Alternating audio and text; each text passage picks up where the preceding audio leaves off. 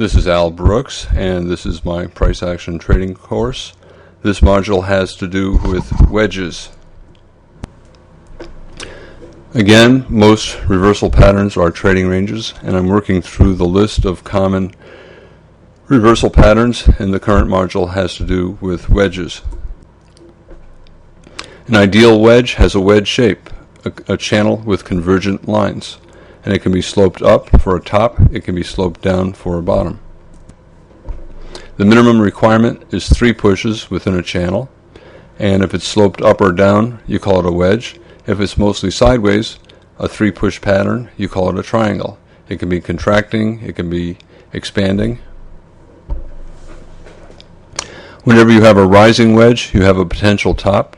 You're looking for a failed breakout of the top of the wedge and then a reversal down, preferably with a strong bear reversal bar, and that would be a reasonably good signal bar. An ideal wedge bottom, you'd have a falling wedge, and you'd have a little breakout below and then a strong reversal up with a strong bull reversal bar for the buy signal bar. Here's an example of a wedge. You have 3 pushes down, you have a bear breakout below the bottom of the wedge, and then a couple of bars later you have a 1-bar final flag and then a pretty good looking bull bar closing near its high. That's a reasonable buy setup for at least 2 legs up, 10 bars, 2 legs up. Again, it has a wedge shape, a convergent shape. A lot of wedges don't really have wedge shapes, and that's not important. A lot of times it's just a simple 3-push pattern. The closer it is to the ideal, the more reliable the trade would be. Most wedges are not perfect, and any 3-push pattern qualifies. Many spike and channel patterns end in a wedge. The channel oftentimes has 3 pushes. For example, here's a very strong bull spike and a channel, and there are 3 pushes in the channel, and the market broke out of the top of the channel and then formed a 2-bar reversal and then an IOI pattern, an inside bar, outside bar, inside bar. So that's a reasonably good sell setup. At the bottom we have 3 pushes down, not wedge shaped at all, but functionally it's the same concept as a wedge. So once you start getting a parabolic curve, you have connect these 2 lines, and then you connect these 2 points, you get a steeper trend. That's a climactic move, and I call it a parabolic wedge. Even though it's not a wedge shape, it's a 3-push pattern, and it's becoming parabolic. So it's a climax and can lead to a potential reversal. 1-bar final flag. A reversal bar has a bare body, but it has a close above the midpoint.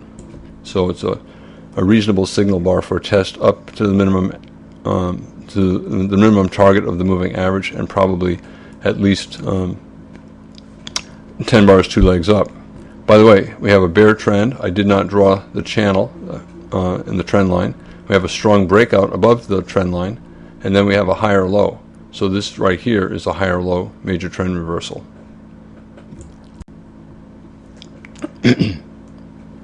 Wedges and triangles are the same thing. It's the same process. It's 3 pushes. Here, horizontal, 3 pushes up, it's a triangle. Here, 3 pushes down, 1, 2, and then 3. Triangle, horizontal. Here, 3 pushes down, 1, 2, 3. Also 3 pushes up. The 3 pushes up can come before the pushes down can come before the pushes up. It doesn't matter.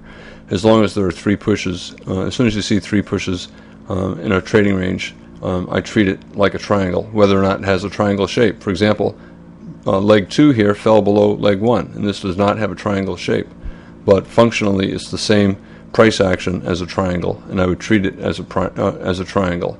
Breakout mode, it can break out in either direction. Here, same chart, and there was a triangle here, but here you can draw a 3-push pattern, and it's a wedge lower high major trend reversal. You have a bull trend, a trend line break. I don't have the trend line drawn. A test below the moving average with a lot of selling pressure, and then we pushed up 3 times. We broke above the top of the channel, and then we reversed down in a 2-bar reversal. So traders will short one tick below the low of that bear bar, looking for a lower high major trend reversal. It does not matter that after this first push up, we got a new low. That's very common in wedge patterns. Okay, we have a failed breakout above a double top.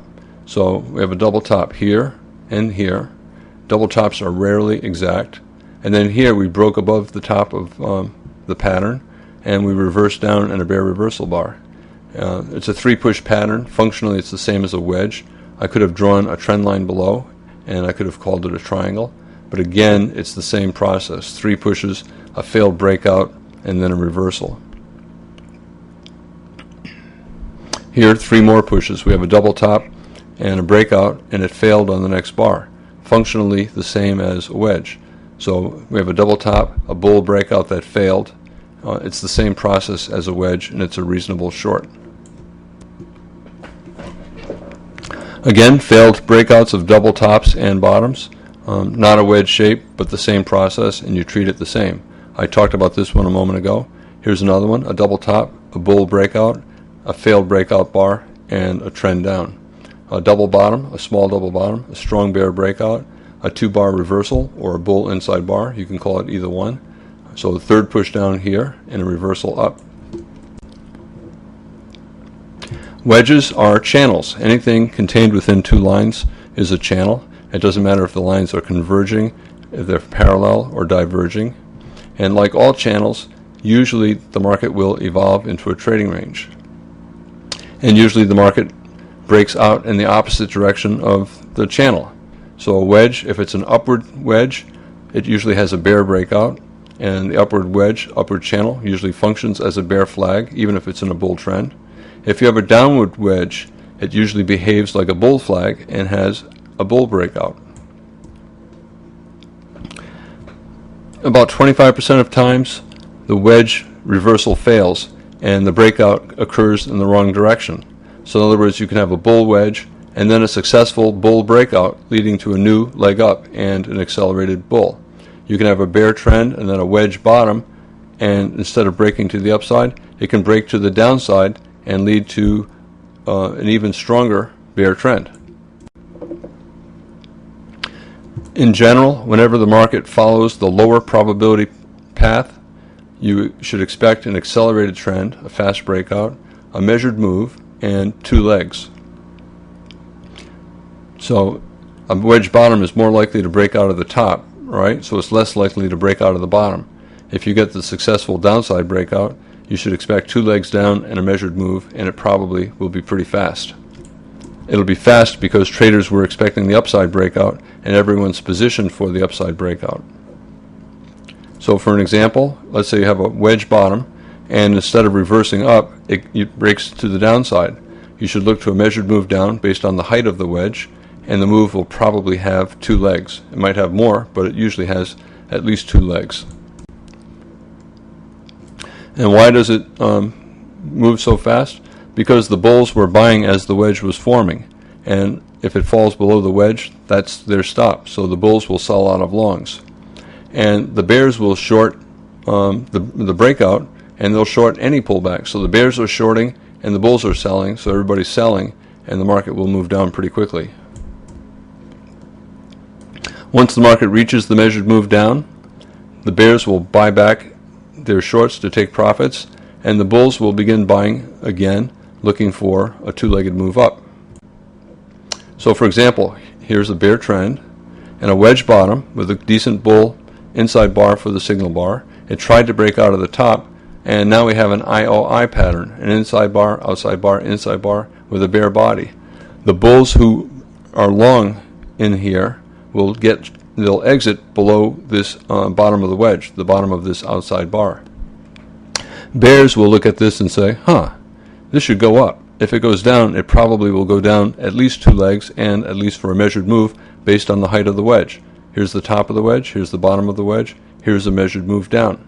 So bears will short exactly where the bulls are exiting. Some bulls will reverse, most don't like to reverse, and they'll simply get out. So the bears will short here. They may short the close of this bar, The follow-through bar has a bear close. They might short that. They might short on a stop below the low of that bar. Here we have a bear microchannel, 6 or 7 bars down without a pullback. They'll sell at the high of this bar, and then we have a bear inside bar. They'll sell below that bar until we get down to the target. And once we get down to the target, the bears will buy back to take profits, and the bulls will buy for a scalp up at least to the moving average, and maybe 10 bars and 2 legs sideways to up. And we have a bull reversal bar here, so it's a reasonable buy. Wedges, what are your profit targets? Again, a wedge is a channel, and a wedge in a channel usually evolves into a trading range. If you have a wedge top, the first target is the bottom of the wedge. If it goes below the bottom of the wedge, the next target is a measured move down based on the height of the wedge. So for example, we have a wedge bottom, and we have an IOI buy with a bull body, so a reasonable buy. You could also extend this line back here and form a larger wedge. But in any case, we have a wedge bottom, a lot of two-sided trading, might be the bottom of a trading range, and then we have an extremely strong bull breakout. First target is the top of the wedge. We did not find profit taking there. We did not find selling there. In fact, we found more buying. So at this point, it's an always in bull trend, very strong. Second target is a measured move up based on the height of the wedge, and it reached that later in the day. Over here, after such a strong breakout above the top of this bear trend, the market formed a higher low major trend reversal. A wedge can be a reversal pattern. So if you have a bear trend and then a bear wedge, it can be the low of the bear and the start of a bull trend. Or it can also be a pullback. So if you have a bull trend and then a wedge pullback, that can be a bull flag. The wedge can be the end of a trend, or it can be the end of a leg in a trading range. So either one, the wedge can act as a reversal pattern. Wedges can be extremely steep, especially on the open, and they often become the channel in a spike and channel pattern. Remember, a gap is a trend bar, effectively a trend bar. It's a spike, a breakout. So we have a gap up for the spike, and then we have a channel with 3 pushes up, and we have a bear signal bar. And since it's occurring in the open, it's probably a reasonable short. I don't have it drawn in, but it looks like it's probably around a measured move up based on the height of this leg down.